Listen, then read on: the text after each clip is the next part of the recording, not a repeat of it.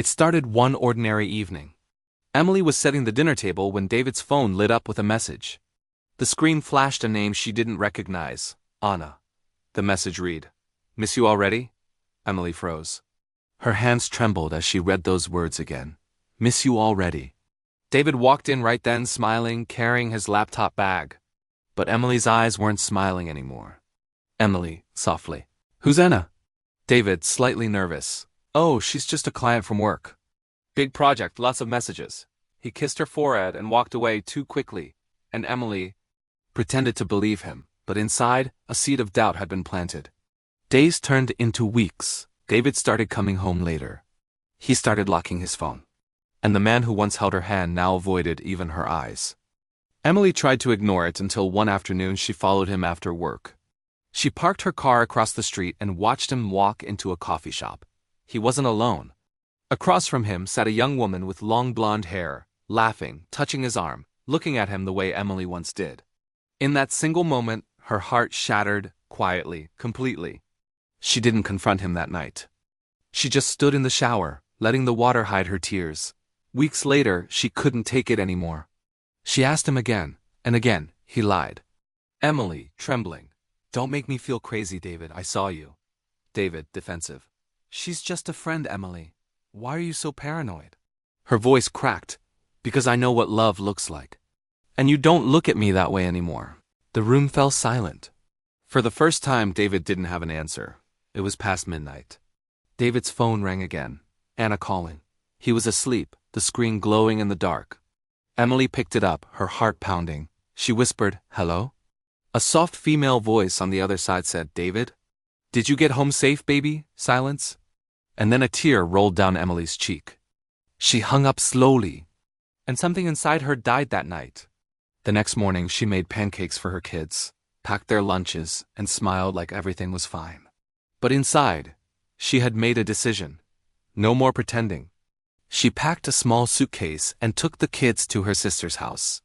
When David came home to an empty house, he saw the note. "I know everything. I deserve better. Donna call me until you ready to tell the trades out," and that was the beginning of the end. The first chapter of a love story that turned into a courtroom battle. Emily cold, controlled nothing. You lied for months. You made me feel crazy. You destroyed us. David, I was lost. Work was stressful. We weren't talking, Emily interrupting. Don't you dare blame me for your betrayal. Her voice trembled, but her eyes were strong. Narrator. For the first time in years, she wasn't afraid of losing him because she already had. She shut the door, and this time it stayed closed. Scene 2, the divorce filing weeks later, Emily met with her lawyer, Karen Mitchell, a strong, confident woman who had seen too many broken hearts in her office. Karen, firm tone. Emily, you've got evidence. The messages, the call logs. We'll file for divorce on grounds of infidelity. Emily, quietly, I don't want revenge. I just want peace. Karen, then that's what we'll fight for. And so began the legal storm, Harris versus Harris, a case that would turn love into testimony. Inside the courtroom, the air was heavy. David sat with his lawyer, avoiding eye contact. Emily sat across from him, calm but visibly hurt.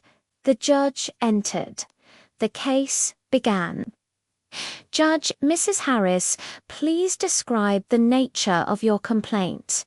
Emily, voice steady. My husband had an affair. I have proof.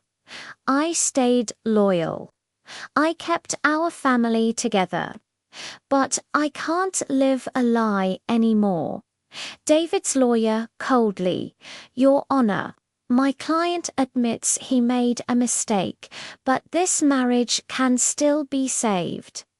Emily turned toward David, her eyes full of disbelief.